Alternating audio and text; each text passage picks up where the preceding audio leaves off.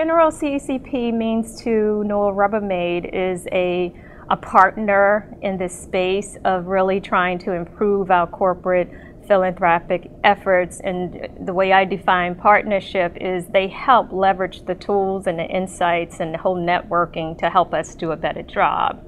I really appreciate having the opportunity to network with peers. This is one of the things that you get with this particular conference is it's your peers. So you don't have to worry about a lot of vendors selling you when you go to a conference, but you sit around a table and you talk about really systemic issues that you have in common with other peers at your companies. We all have short staffs, but we all dealing with employee engagement or employee volunteerism and how to do that, how to measure it, who owns it, do HR own it or do CSR own it? So it's rewarding to sit around a table because when you go back to your office, you're like the only person who's driving that.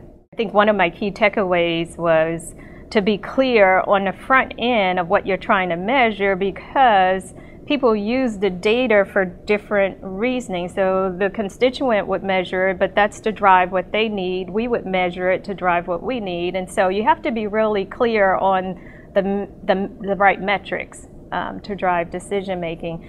And then more importantly, after you do the assessment, what are you going to do with the data? How are you going to use the data to tell a story?